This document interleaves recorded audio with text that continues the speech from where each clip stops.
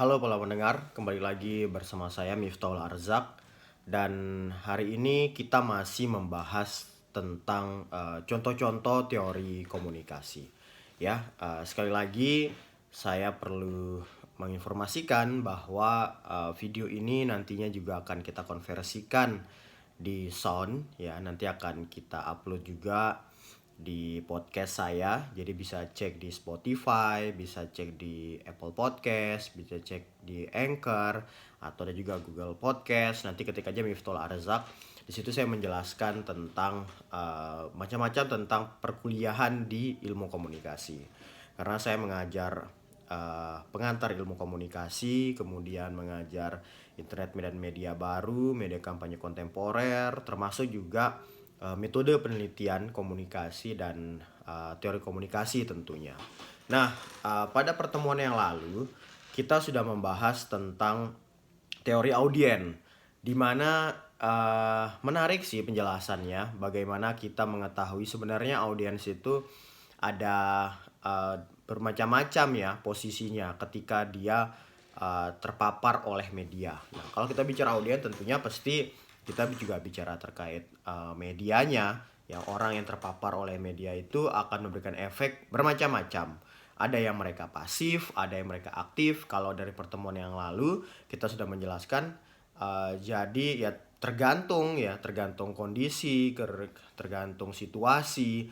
Ada banyak lah hal-hal yang menyebabkan audien itu menerimanya pasif atau dia itu aktif.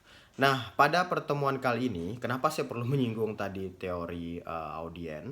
Karena pada pertemuan kali ini saya akan menceritakan ya sekali lagi bahwa dalam teori itu ada dua perspektif. Kalau dari pandangan saya pribadi itu teori sebagai sebuah sejarah. Nah, kalau teori sebagai sebuah sejarah ya berarti saya harus membaca buku gitu. Biasa sih nggak baca buku juga nggak apa-apa gitu ya.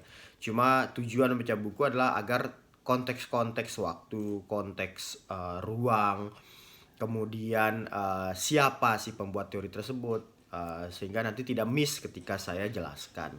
Nah, kemudian ada teori sebagai sebuah aplikasi. Nah, ini yang kadang-kala orang belum bisa memahami gitu. Bahkan terutama karena konteksnya saat ini saya jelaskan untuk mahasiswa dan mahasiswi di perkuliahan teori komunikasi, bahwa teori sebagai sebuah sejarah itu ya nggak bisa didebat ya. Dalam artian nggak bisa didebat itu adalah dia tidak berbicara terkait benar atau salah ya. Jadi dia tidak berbicara terkait teori ini sebenarnya kok berbeda dengan konteks saat ini. Nggak seperti itu. Karena kita berbicara sejarah, maka kita perlu mengetahui kenapa teori ini bisa hadir. Ya, kemudian ya tentu misalkan hadirnya itu ketika dia membahas sebuah isu di konteks waktu yang tertentu, di konteks lokasi yang tertentu. Yang tentunya misalkan di satu negara, kemudian negaranya itu sistem ekonominya, kemudian sistem politiknya, sistem sosialnya itu berubah-ubah kayak gitu. Sehingga ada sebuah isu. Nah, itu sebagai sebuah sejarah, kita membacanya sebagai sebuah perjalanan sehingga teori itu bisa hadir. Ya, kita tidak bisa bilang kenapa ini kok nggak konteksnya sekarang berbeda dan lain, nggak bisa seperti itu. Tetapi jika kita berbicara teori sebagai sebuah aplikasi, nah itu baru bisa di debat, bisa didiskusikan gitu ya. Kira-kira kenapa sih teori ini ya? Kenapa teori ini bisa hadir? Kemudian kenapa sih teori ini jika diaplikasikan di sebuah momentum itu berbeda konteksnya, berbeda pembahasannya, kenapa berbeda pembahasan-pembahasan yang berhubungan dengan isu yang kita teliti saat ini. Nah, itu bisa untuk kita debat seperti itu. Nah, seperti biasanya ya, kalau berbicara terkait teori sebagai sebuah sejarah, saya menggunakan satu literatur yaitu Ensiklopedia Teori Komunikasi. Ini editornya Stephen W. Littlejohn dan Karen Voss ya. Saya menggunakan yang jilid 1. Saya punya ada 2 jilid ya. dan nanti akan saya jelaskan sampai selesai. Nanti ada beberapa teori kira-kira yang akan terbentuk dari pembahasan tersebut. Nah, itu terkait teori sebagai sebuah sejarah dan teori untuk diaplikasikan. Nah, ketika kita sudah memahami itu, baru kita memahami kira-kira teori-teori apa yang muncul di konteks-konteks tersebut. Nah, hari ini ya, pada pertemuan kali ini saya akan menjelaskan tentang broadcasting teori. Ini hampir sama kayak teori audiens. Samanya maksudnya adalah dia nggak ngebahas tentang satu teori, misalnya kayak uses and gratification, penjelasannya seperti apa, gimana orang menggunakan sebuah media karena kebutuhan dan lain-lain. Nah, kalau bicara broadcasting teori sama kayak teori audiens, dia itu semacam kayak grand teori, tetapi di dalamnya itu ada membahas tentang bagaimana ya kalau audien itu menyikapi sebuah media. Kalau broadcasting itu bagaimana broadcasting itu hadir ya di tengah masyarakat. Langsung saja ya, broadcasting ya atau penyiaran jelas merupakan perkembangan media penting di abad ke-20. Pertama radio, kemudian televisi, berkembang menjadi media massa yang dapat menarik perhatian hampir di seluruh negeri pada satu waktu. Tetapi yang menarik, teoritisasi komunikasi dengan beberapa pengecualian hanya mengembangkan relatif sedikit teori yang khusus membahas penyiaran. Kebanyakan teori membahas efek media. Ya benar juga ya. Jadi efek media ketika orang itu mendapatkan sebuah pesan, atau teori audien gitu. Nah, banyak dari teori itu cukup relevan dengan broadcasting, namun juga membahas efek dari media lain, seperti koran. Jadi untuk mengulas teori broadcasting, kita harus memahami dahulu teori efek media dalam kaitannya dengan penyiaran sebagai medium. Kemudian kita dapat meneliti beberapa teori yang lebih khusus membahas broadcasting. Nah, di pertemuan-pertemuan sebelumnya, di penjelasan tentang pengantar ilmu komunikasi di podcast yang saya jelaskan juga, itu saya jelaskan. Jadi media itu adalah sebenarnya definisi kalau dalam komunikasi itu medium. Jadi ruang untuk menyampaikan sebuah pesan. Di sini ada beberapa pembahasan ya, ada teori efek media dan broadcasting, ada teori kritis dan broadcasting. Jadi membahas tentang teori kritis broadcasting ya. Ada teori efek media dan broadcasting selanjutnya, ada riset televisi. Nah, tapi kemungkinan pada pertemuan kali ini kita hanya akan menjelaskan sampai teori kritis dan broadcasting ya, karena itu akan menjadi subbab selanjutnya nanti di pertemuan selanjutnya. Yang pertama yaitu teori efek media dan broadcasting. Teori efek media kebanyakan adalah produk abad ke-20. Meski beberapa studi terpisah tentang efek koran muncul di pergantian abad ke-20, kebanyakan teori dikembangkan dan diuji setelah broadcasting muncul dan menyebar sebagai bentuk media massa yang dominan. Secara tradisional, peneliti memandang bahwa teori efek media pertama menggunakan hipotesis efek kuat. Ringkasnya, hipotesis ini mengatakan bahwa media massa memiliki efek kuat untuk membentuk dan mengubah keyakinan, dan audien pasif dalam proses informasi dan menerima informasi. Nah, ini saya jelaskan di penjelasan di teori audien. Kenapa ini juga pantas untuk dijelaskan pasca dari teori audien? Karena di audien itu juga membahas masalah mereka itu pasif, mereka itu aktif gitu. Kenapa bisa pasif, bisa aktif? Kalau saya memandangnya sih karena paradigma ya, karena cara pandang yang membentuk dirinya mereka sehingga mereka bisa aktif, bisa pasif. Contoh misal seperti ini. Pada pertemuan yang lalu kayaknya juga sudah saya jelaskan juga. Jadi ada salah satu dosen saya gitu ya.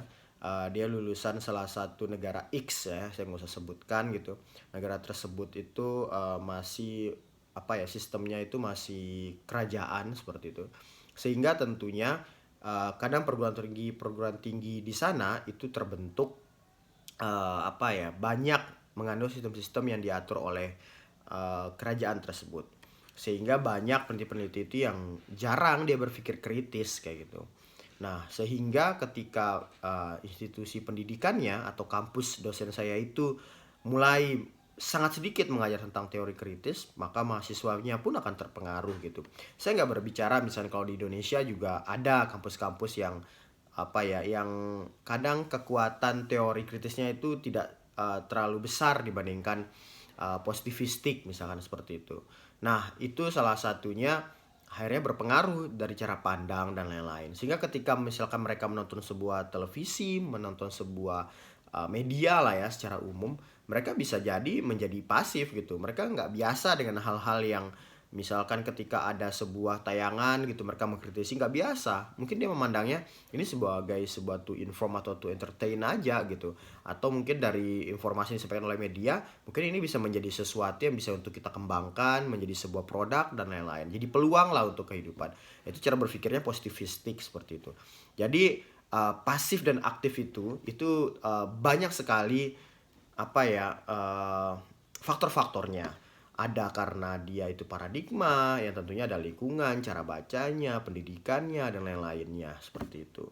Nah, sehingga inilah sebenarnya pasif aktif juga banyak juga ditentukan oleh sesuatu. Bahkan ada juga ya di teori audien kita jelaskan yang kemarin itu semacam kayak teori Darwin itu ya. Jadi orang berkembang gitu. Kadang mereka pasif gitu. Besoknya mungkin bisa jadi beberapa selanjutnya dia menjadi aktif gitu. Karena dia selalu diterpa sebuah media, kemudian ada mesin ngerasa rasa nggak puas kayak gitu ya. Kemudian mulai mereka bertanya-tanya seperti itu.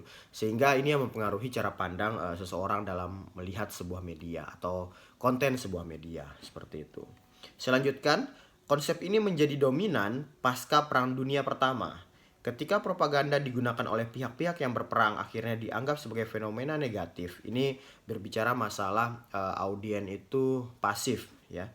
Amerika mulai mempertanyakan apakah media massa seperti koran dapat sangat kuat, mampu meyakinkan orang untuk melakukan petualangan berisiko di luar negeri. Harold Laswell adalah tokoh berpengaruh yang mengembangkan model komunikasi terkenal ya, yang beliau sering sampaikan, who say what to whom in what channel with what effect. Dia adalah orang yang pertama yang mempelajari teknik propaganda dan sangat mempengaruhi studi media pada umumnya. Tokoh berpengaruh lainnya di dalam teori efek kuat adalah Edward Bernays yang dianggap sebagai bapak public relation. Ada Gustave Le Bon, yaitu teoritis psikologi kerumunan dan dari Prancis. Dan John Watson, tokoh penting di bidang behaviorisme. Ya. Meski kita sekarang mungkin melebih-lebihkan estimasi tentang sejauh mana para peneliti awal itu memandang media memiliki efek yang kuat, perkembangan broadcasting atau penyiaran mulai menimbulkan pertanyaan serupa, yakni apakah media memang terlalu kuat? Ya, kebangkitan fasisme dan komunisme sangat mengandalkan propaganda. Hitler contohnya menggunakan radio dalam film sebagai elemen utama dalam kebijakan propagandanya. Ya. Bagi orang Amerika Serikat, kesan tentang mudahnya masa tunduk pada ideologi totaliter menimbulkan kesan buruk tentang sisi gelap media massa, terutama broadcasting. Kasus terkenal adaptasi ke kisah radio yang dilakukan oleh Orson Welles berdasarkan novel War of the World karya H.G. Wells, di mana orang Amerika mengira cerita invasi dari Mars itu nyata, menyebabkan meningkatnya kecemasan. Nah, ini yang yang sering sekali saya jelaskan ketika berbicara terkait media efek, salah satunya ketika memandang masyarakat itu pasif ya. Jadi ini di awal-awal berakhirnya perang dunia ke-1 gitu ya. Jadi orang itu ketakutan dengan yang namanya perang seperti itu. Jika berbicara perang, jika bicara invasi, jika bicara masalah ada yang datang ke negara mereka, tentunya dengan sebagai musuh seperti itu, mereka akan ketakutan masyarakat. Nah, ini kita berbicara juga apakah berbicara audiens itu pasif, mereka karena bodoh, nggak tahu apa-apa atau alasan yang lain gitu. Tapi kalau saya memandang tidak ada sebenarnya ya, sedikit ya, bukan tidak ada, sedikit orang yang menyaksikan sebuah media itu sebenarnya bodoh atau nggak tahu apa-apa, sangat sedikit. Tetapi lebih besar adalah karena mereka itu seperti tadi itu satu paradigma yang selalu di dalam pikirannya mereka, dan yang kedua adalah latar belakang pengalaman seperti itu. Contoh misalkan seperti berbicara masalah invasi dari planet Mars gitu ya, di tayangan sebuah radio itu masyarakat takut jadinya. Padahal itu hanya drama radio aja gitu. Itu fiksi seperti itu. Cuma orang sembunyi ketakutan gitu setelah mendengar radio tersebut. Dan itu yang saya selalu jelaskan ya ke teman-teman mahasiswa bahwa ini adalah pengaruh dari media baru gitu ya. Jika kita berbicara masalah media baru, maka semua media itu ya media baru gitu. Radio juga media baru pada waktunya kayak gitu ya. Jadi pertama kali hadir ya dia jadi media baru. Ketika itu menjadi media baru, maka orang-orang pun merasa masih kurang mengetahui karakteristik atau informasi dari media tersebut. Sehingga ketika ada sebuah informasi ya, jadi kita langsung mempercayai. Contoh kalau misalkan sekarang internet itu hoax gitu. Maka banyak sekali orang bertanya ke saya, bagaimana cara menghilangkan hoax? Apakah kita harus menangkap orang yang membuat? Nggak akan bisa kayak gitu. Karena itu adalah efek dari dari media baru, dari internet. Ketika kita nggak tahu karakteristik media baru itu sangat cepat, kemudian dia berbicara terkait orang tidak tahu karakteristiknya, apakah pesannya itu benar atau salah. Orang senang mengirim-ngirim pesan, contohnya misalkan di WhatsApp atau di media-media yang lain yang cepat dikirimkan itu, ya itu akan menjadi sebuah efek dari media baru karena orang belum mengetahui karakteristiknya secara penuh. Nah begininya dengan ini, kita nggak berbicara masalah masyarakat di Amerika itu bodoh semuanya ketika mempercayai aliansi dari Mars, enggak gitu. Tapi karena mereka baru mendapatkan sebuah media kayak gitu ya, baru mengonsumsi sebuah konten-konten media, dan mereka karena belum tahu karakteristik dari media tersebut, mereka percaya-percaya saja seperti itu. Jadi susah ya kita berbicara saat ini ya konteksnya, kemudian kita berbicara pada masa lalu. Konteks cara berpikir orang pun berbeda-beda seperti itu. Nah maka itulah saya bilang ketika menjadi sebuah sejarah teori itu ya kita jelaskan aja bahwa ada konteks seperti ini yang terjadi. Tapi ketika itu dibanding-bandingkan atau diaplikasikan dalam kenyataan saat ini ya kita masih bisa mendebatnya bahwa konteks itu mungkin sudah nggak berlaku lagi atau mungkin sudah ada tapi dengan konteks-konteks yang berbeda. Ya, saya lanjutkan. Akan tetapi Hadley Cantrill dalam studinya tentang kejadian itu dan merupakan studi penting dalam riset komunikasi massa dan salah satu yang membahas penyiaran menunjukkan bahwa hanya sedikit orang yang mengalami panik. Ya, ini tentang masih aliansi Mars tadi ya. Lebih jauh dia mampu menunjukkan bahwa karakteristik personalitas tertentu dan kondisi lainnya akan menentukan tingkat kepanikan. Nah, ini yang tadi saya bilang tergantung terbelakang ya. Namun tidak bisa disangkal bahwa perkembangan radio di sepanjang era tahun 1930-an menimbulkan kecemasan bahwa media massa penyiaran mungkin akan terlalu kuat pada sisi positifnya. Penggunaan media broadcasting oleh presiden, contohnya Franklin Roosevelt, untuk menyampaikan pidato adalah contoh dari penggunaan penyiaran untuk menyatukan orang dalam menghadapi isu dan kasus penting. Model efek kuat mulai ditinggalkan pada tahun 1940-an. Studi yang dilakukan oleh Paul Lazarsfeld dan rekan-rekannya menunjukkan bahwa keputusan orang untuk memilih kandidat politik tidak banyak dipengaruhi oleh media. Sebaliknya, orang sepertinya lebih mengandalkan informasi dari orang-orang dekat untuk memberi penilaian. Nah, ini bisa juga dengan survei kalau saat ini kita lihat ya. Kalau terakhir di NTB tahun 2018 waktu itu saya pernah melakukan survei, efek terbesar itu adalah televisi malah ya. Orang mengonsumsi televisi. Tetapi ya benar juga, tapi efek-efeknya yang langsung itu adalah dari mulut ke mulut, pembicaraan ke pembicaraan orang satu ke orang yang lainnya.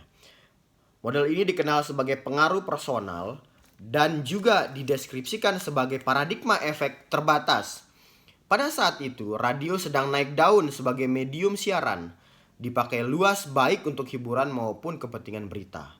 Jadi, studi Lazarsfeld untuk beberapa pihak dianggap sebagai studi yang menginformasikan bahwa media termasuk broadcasting tidak terlalu kuat hingga dalam mempengaruhi keputusan orang. Atau bahwa tidak terbukti bahwa pluralisme demokratis tidak dapat bertahan di era broadcasting massal. Namun, Lazarsfeld juga memperkenalkan gagasan aliran dua langkah, di mana pemimpin opini akan lebih memperhatikan pesan dari media dan menggunakan informasi itu untuk kepentingan jaringan sosial untuk miliknya. Ya, jaringan sosial utama miliknya maksudnya. Juga studi penggunaan film untuk memotivasi tentara pada Perang Dunia Kedua menunjukkan bahwa film hanya memberi efek yang kecil. Pada akhir tahun 1950-an, beberapa peneliti mengumumkan Berakhirnya riset komunikasi. Ringkasnya, meski radio menjadi medium dominan dari 1930-an sampai tahun 1950-an, hanya ada sedikit peneliti yang melakukan riset yang menghasilkan teori khusus radio. Tidak ada teori broadcasting yang utuh, tetapi dari sudut pandang saat ini kita dapat melihat bahwa radio adalah salah satu perkembangan terpenting di abad ke-20, berperan penting dalam semua gerakan politik, sosial, dan kultural pada masanya. Itu penjelasan tentang teori efek media dan broadcasting. Selanjutnya kita akan menjelaskan tentang teori kritis. Tadi efeknya ya, sekarang teori kritis dan broadcasting.